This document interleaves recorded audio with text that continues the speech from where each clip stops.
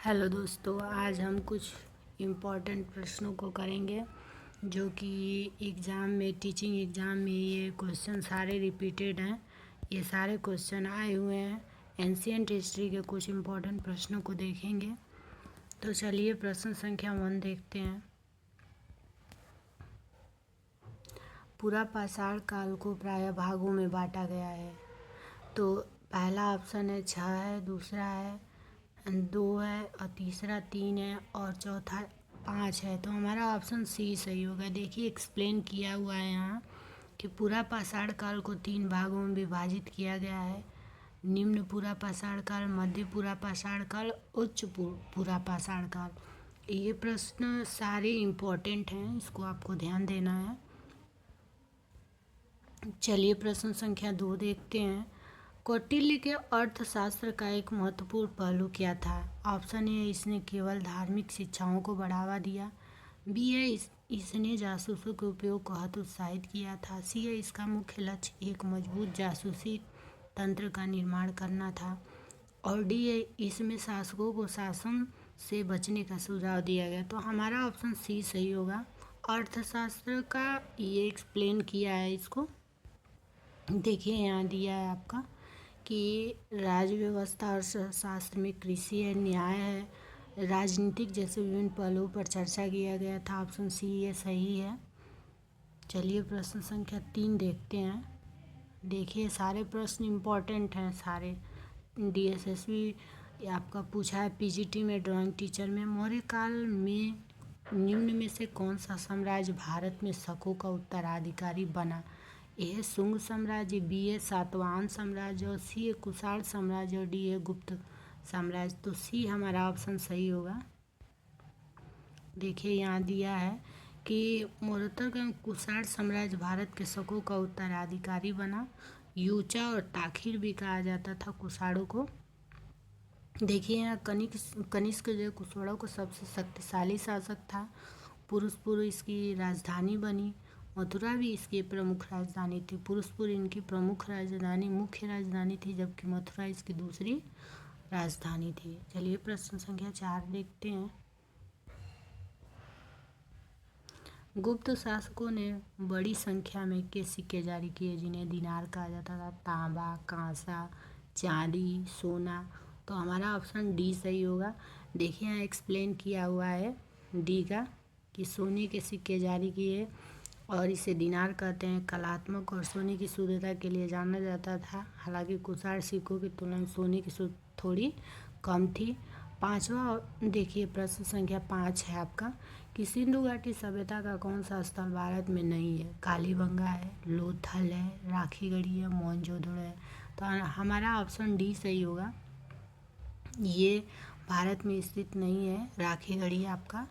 ये मोहनजोदड़ो जो है ये सिंधु घाटी सभ्यता का स्थल है जो भारत में नहीं है। ये मोहनजोदड़ो पाकिस्तान के सिंध प्रांत के लड़काना ज़िले में ये सिंधु नदी के तट पर है।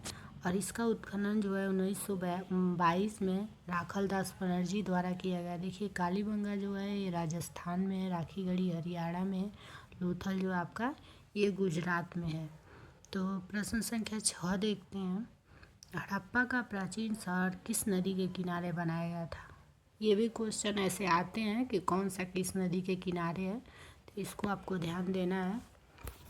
देखिए ये है रावी है, बी है कोसी है, सी बी है सतलज है, डी है मीरा है। तो हमारा ऑप्शन ए सही होगा।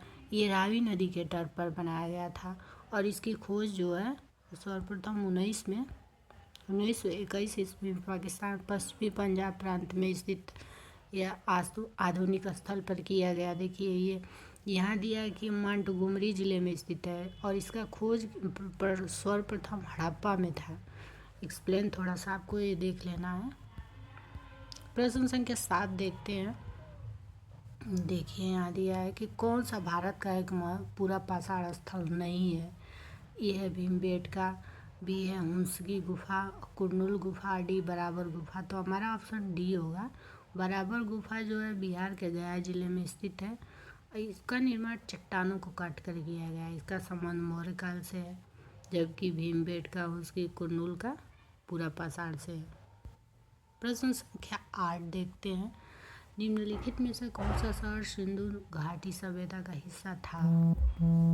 आपका ए द्वारका, बी हड़प्पा, मुजिरिस और डी सांची। तो हमारा ऑप्शन बी सही होगा कि ये हिस्सा नहीं था। ये जो हड़प्पा है ये सिंधु घाटी सभ्यता का हिस्सा था। और यहाँ पे देखिए ये दिया है कि प्रथम पुरातात्विक हड़प्पा से मिलने के कारण इस सभ्यता को हड़प्पा सभ्यता के नाम से जाना जाता है। कांस्य युगीन सभ्यता था सिंधु घाटी सभ्यता। कांस्य युगीन था। लोथल सिंधु घाटी सभ्यता एक प्राचीन बंदरगाह था।